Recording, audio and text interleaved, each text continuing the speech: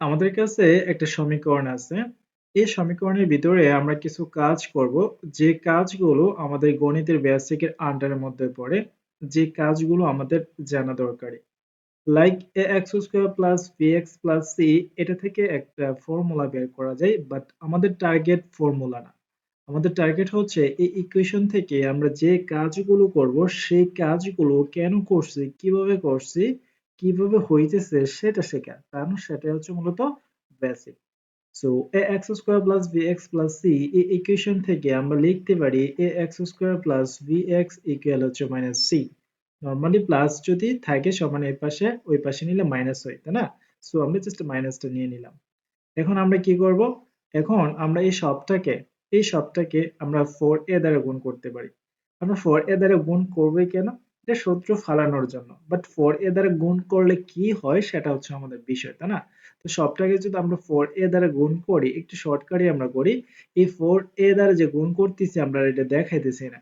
So 4a দ্বারা গুণ করলে 4a আর a মিললে x, মানে 4a স্কয়ার আর হচ্ছে কি x স্কয়ার, প্লাস এটাকে আমরা কি করতে পারি 4abx, যেহেতু 4a দ্বারা আমরা গুণ করছি।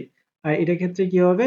এটার ক্ষেত্রে 4ac, যেহেতু সবটাকে আমরা গুণ করতে হবে। এখানে বেসিকের একটা পার্ট হচ্ছে, যখন তুমি কোনো একটা চলক দ্বারা গুণ করবা, লাইক ধরো এটাকে আমরা 4a দ্বারা গুণ করছি সবটাকে, আর এপাশে আমরা 4a দ্বারা গুণ করছি। ওকে, সো এখন 4a দ্বারা তুমি এক পাশে গুণ করতে পারবে না, গুণ করলে 4a দ্বারা তুমি উভয় পাশে গুণ করতে হবে। মানে শুধু 4a না, যে কোনো চলক, যে কোনো সংখ্যা দ্বারা যদি তুমি গুণ করতে চাও কোনো ইকুয়েশনকে, তাহলে equation left hand side right hand side দুই পাশে তোমাকে গুণ করতে হবে। সো 4a দ্বারা আমরা এটাকে গুণ করলে এরকম একটা জিনিস দাঁড়ায়, তাই না? তো এখন আমরা কি করতে পারি? এখন আমরা এখান থেকে কমন নিতে পারি। এখান থেকে কি কমন নিতে পারি?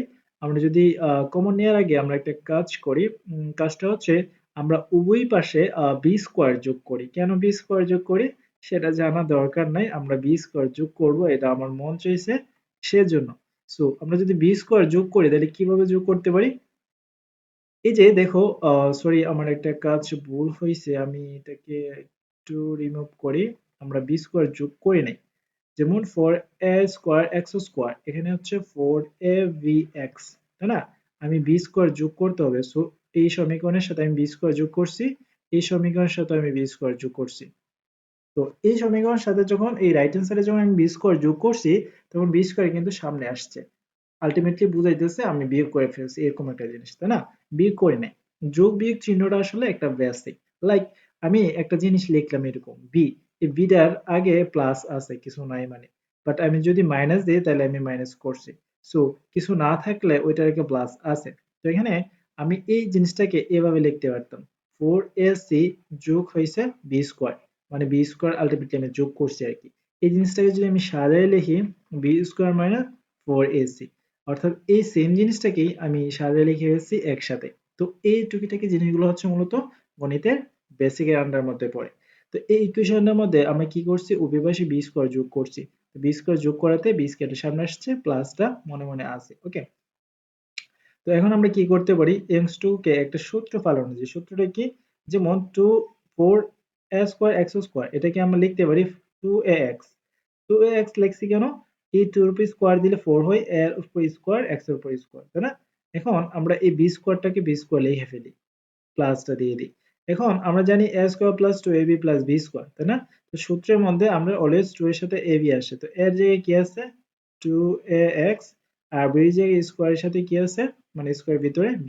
সো আলটিমেটলি এই সবগুলো গুণ করলে 4abx এই জিনিসটা পাওয়া যায়। অর্থাৎ এই জিনিসটা বাইঙ্গে আমরা এটা লিখছি, তাই না? তো এই জিনিসটাকে আমরা সূত্রের ফরম্যাটে ফলাইছি। এটা বেসিক্যালি আন্ডারে পড়ে, যে তুমি একটা ইকুয়েশনকে কিভাবে সূত্রের আন্ডারে ফলাইতে পারো। সো এই সমীকরণটাকে, মানে এই লাইনটাকে আমরা সূত্রের আন্ডারে ফলাইছি। এটাকে আমরা a স্কয়ারের সাথে কম্পেয়ার করে ভাঙছি, এটাকে আমরা b স্কয়ারের সাথে কম্পেয়ার করে ভাঙছি, আর মাঝেরটাকে আমরা 2ab এর সাথে কম্পেয়ার করে ভাঙছি। ওকে, সো এখন আমরা কি করব, b স্কয়ার মাইনাস 4ac এই জিনিসটা আমরা লিখলাম। এখন a square plus 2ab plus b square, এটা কি সূত্র পড়ে? obviously a plus b whole square.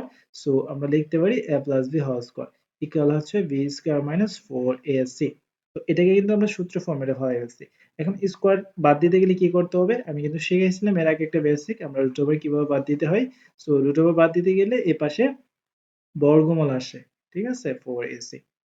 তো এখন আমরা কি করতে পারি, এখন এই যে জিনিসটা আছে, ধরো 2ax আমরা যদি রাখি, প্লাস বি আছে, প্লাস বি এদিকে গেলে মাইনাস হয়ে যাবে, তাই না? আমরা লিখতে পারি মাইনাস বি দিয়ে প্লাস দিয়ে এটা বি স্কোয়ার মাইনাস 4ac। এখানে একটা কাহিনী আছে, দেখো এই যে প্লাস বিটা আসছে এ পাশে, আমি কিন্তু মাইনাস বি লিখছি, বাট আলটিমেটলি আমি লিখতাম এটাকে এরকম ভাবে, এই যে এই যে রুট ওভার আছে সবটা লিখার পরে এই যে বি স্কোয়ার মাইনাস 4ac, এটা লিখার পরে আমি মাইনাস বি লিখতাম, ঠিক আছে? যেহেতু এদিকে প্লাস বি আসছে, আমি এই সবটা লিখার পরে এদিকে মাইনাস বি দিতাম, বাট আমি কি করছি, মাইনাস বিটা আগে দিয়ে প্লাস দিয়েছি।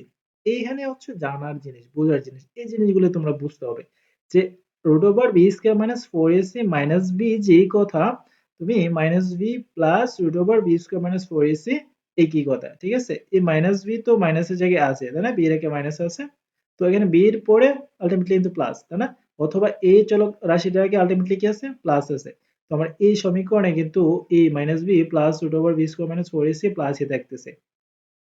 তো এই জিনিসগুলো হচ্ছে মূলত শেখার বা জানার। এখন আমরা কি করতে পারি, যদি x রাখি আমি, তাহলে কি করতে পারি, আমি এরকম ভাবে একটা দাগ দিয়া মাইনাস বি, এখানে আলটিমেটলি আমাদের একটা জিনিস আছে, আমরা যখন বর্গমূল করি তখন এখানে একটা চিহ্ন আসে প্লাস মাইনাস, সো আমরা এখানে প্লাস মাইনাস ইউজ করতে পারি, এটা নিয়ে মাথা ঘামানোর কিছু নাই। তো মাইনাস বি প্লাস মাইনাস উপরে যেটা আছে আমরা এই সমীকরণটা লিখবো, B square minus 4ac divided by এই যে 2a আছে সবটা গুণ হয়ে নিচে এসে পড়বো, মানে গুণ যেহেতু আছে সবটা ভাগ হয়ে নিচে এসে পড়বো। তো এখানে যে জিনিসটা বের করছি, যারা সায়েন্স স্টুডেন্ট আছো তারা বুঝতে পারবা যে এটা আসলে কি। এটা একটা দ্বিঘাত সমীকরণের সমাধান নির্ণয়ের একটা অংশ আর কি। তো এখানে আমি মূলত আমি দ্বিঘাত সমীকরণ প্রুফ করা শেখাই নাই, আমি শিখাইছি যে কোন লাইনে আমরা কি কাজ করছি, কোন লাইনে কিভাবে কাজ হয়েছে, কোথায় যোগ করছি বিয়োগ করছি, চিহ্নের কি পরিবর্তন আসছে, এই জিনিসগুলো হচ্ছে ম্যাথের বেসিক।